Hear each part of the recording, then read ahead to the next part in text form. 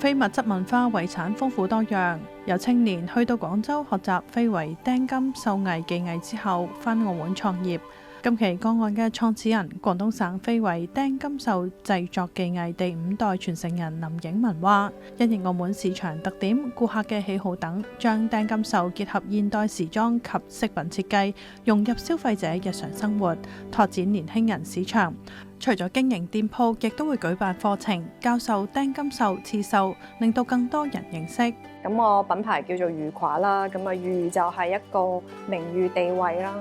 咁啊，褂就係顧名思義係一個裙褂啦。以前就會覺得一定要着婚紗啦。咁其實睇得耐咧，其實我覺得我哋中式嘅裙褂其實係一個好靚嘅一件禮服嚟嘅。咁我哋嘅 target 本身係本地人啦。咁但係開咗之後咧，發現香港啊，甚至乎係外國人咧，其實佢哋亦都會有訂做裙褂啦，跟住或者係我哋會幫佢設計一啲中式嘅禮服咧，都有嘅。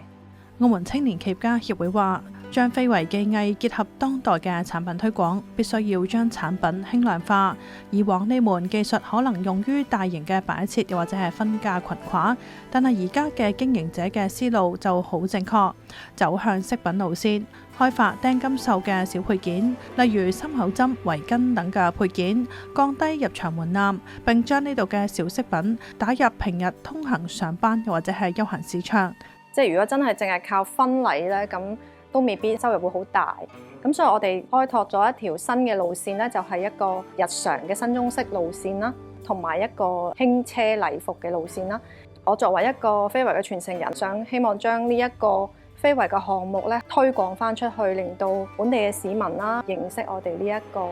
文化同埋呢一個技藝嘅。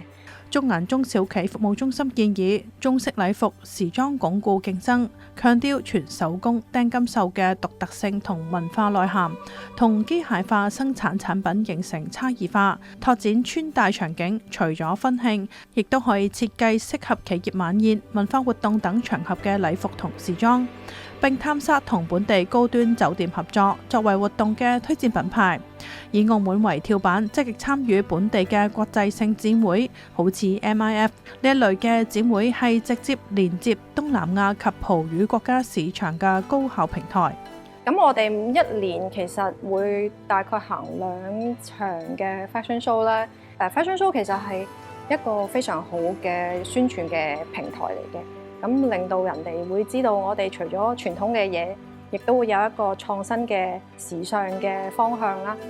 生產力暨科技轉移中心就話，喺要將非遺技藝結合現代時尚推廣方面，利用社交媒體同網絡平台分享製作過程同背後故事，增加消費者對非遺技藝嘅認識同興趣。此外，考慮同時尚博主又或者設計師合作，推出聯名系列，並利用佢哋嘅影響力進行宣傳，增加品牌嘅曝光度。線下舉辦體驗活動，令到顧客親身參與，感受傳統工藝嘅魅力，亦都將有助於提升品牌嘅知名度同消費者嘅參與感。